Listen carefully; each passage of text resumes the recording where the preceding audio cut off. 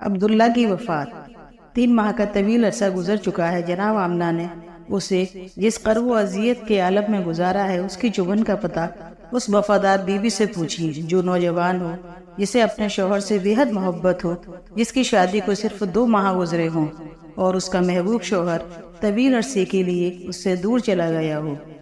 انہیں قافلے کی واپسی کا شدید انتظار ہے اور وہ روزانہ بالا خانے کے دریچے سے قافلے کی راہ تکتی ہیں، لیکن مایوسی کے سوا کچھ حاصل نہیں ہوتا۔ آخر خدا خدا کر کے اس طویل انتظار کی دویز پردے چاک ہوتے ہیں اور جر سے کارواں کے صدا سنائی دیتی ہے۔ جناب آمنہ کا دل بلیوں اچھلتا ہے، انہیں اپنے محبوب کی دید کا شوق مضطرب کرے دیتا ہے اور بے خودی کے عالم میں بالا خانے کے دریچے سے دیکھنے لگتی ہیں۔ قافلہ فرد و گاہ میں داخل ہو چکا ہے، ان کی آنکھیں اپنے سرتاج کو ڈھونڈتی ہیں، لیکن نگاہیں ہر بار ناکام لوٹتی ہیں۔ خدایا خیر ہو، وہ نظر نہیں آ رہے ہیں۔ جناب آمنہ کے دل سے پھوک سی اٹھتی ہے اور انتہائی بے قراری کے عالم میں بالا خانے سے نیچے آ جاتی ہیں تاکہ کنیز کو بھیج کر جناب عبد المطلب سے معلومات حاصل کریں۔ وہ اسی اضطراب کے عالم میں ہیں کہ گھر کا دروازہ کھلتا ہے اور جناب عبد المطلب اندر داخل ہوتے ہیں۔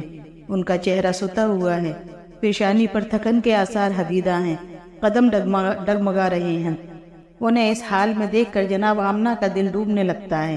جناب عبد المطلب آہستہ آہستہ قدم اٹھاتے ہوئے قریب آ جاتے ہیں، ان کے لبوں پر مہر خاموشی ہے۔ جناب آمنہ نے انہیں آج تک اس قدر خاموش کبھی نہ دیکھا تھا۔ ان کے چہرے پر ہمیشہ بشاست کی لہریں کھیلا کرتی تھیں، لیکن آج وہاں حزن و ملال کی لکیریں نظر آ رہی ہیں۔ جناب آمنہ کی بےتابی بڑھ جاتی ہے اور آگے بڑھ کر بے اختیار پوچھتی ہیں، ابو خیریت تو ہے؟ آپ اس قدر اداس کیوں ہیں؟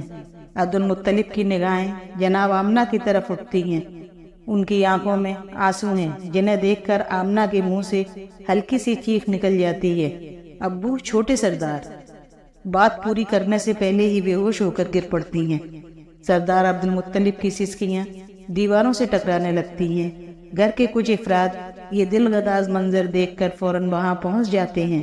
جناب آمنہ کے منہ پر پانی کے چھینٹے مارے جاتے ہیں، پنکھے سے ہوا کی جاتی ہے اور تھوڑی دیر بعد وہ آنکھیں کھول دیتی ہیں اور سردار عبد المطلب کی ڈبڈبائی ہوئی آنکھیں زبان حال سے بہت کچھ کہہ رہی ہیں۔ جناب آمنہ روتے ہوئے پوچھتی ہیں، ابو چھوٹے سردار کو کیا ہوا؟ عبد المطلب، بیٹی وہ ہمیں روتا ہوا چھوڑ گئے ہیں۔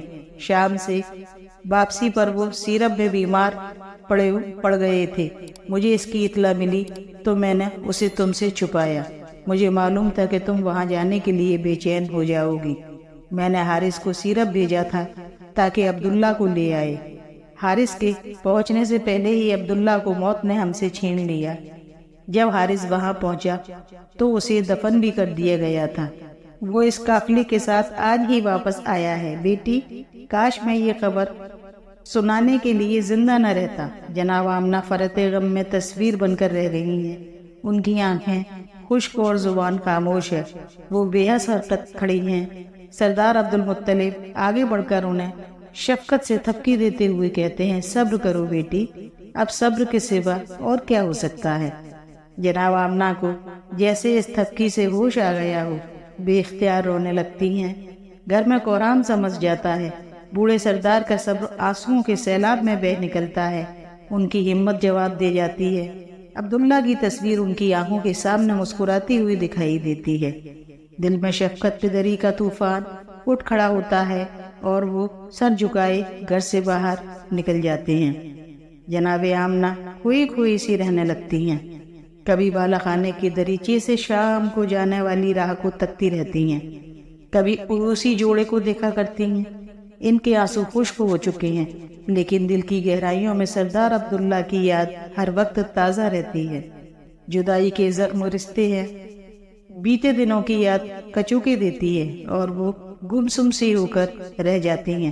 تو سردار عبداللہ کی کنیز برقع ان کے شانوں کو آہستہ آہستہ ہلاتی ہے اور پوچھتی ہے، مالکن حضور آپ چپ کیوں ہو گئی ہیں؟ آخر کب تک یوں اپنی جان کو ہلکان کرتی رہیں گی؟ چھوٹے سردار کے غم نے تو آپ کو دیوانہ کر دیا ہے۔ اب جناب آمنہ کے لیے زندگی میں اگر کوئی دلچسپی ہے تو صرف سردار عبداللہ کے ہونے والے بچے کی وجہ سے ہے۔ غم و عالم کی اتاہ گہرائیوں میں انہیں یوں محسوس ہوتا ہے جیسے سردار عبداللہ کہہ رہے ہوں، آمنہ حوصلہ رکھو اور سمجھنے کی کوشش کرو کہ تمہاری کوکھ میں کون پرورش پا رہا ہے۔ اس پر جناب آمنہ چونک اٹھتی ہیں۔ انہوں نے کئی بار خواب میں دیکھا ہے کہ ایک بزرگ کہہ رہے ہیں، آمنہ نومولود کا نام احمد رکھنا۔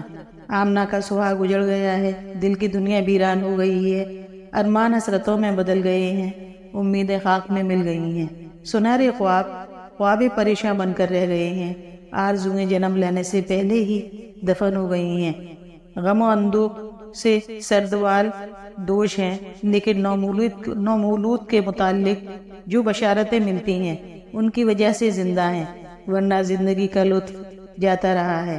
وہ سردار عبداللہ کی یاد میں اکثر یہ شعر پڑھ کر رویا کرتی ہیں، ہاشم کا ایک فرزند بطح کی جانب جا کر چھپ گیا، وہ لحد میں بہادروں کی طرح بانگو خروش کے ساتھ جا سویا، موت نے اسے پکارا اور وہ چلا گیا، افسوس موت نے اس کا نظیر بھی دنیا میں کوئی نہ چھوڑا۔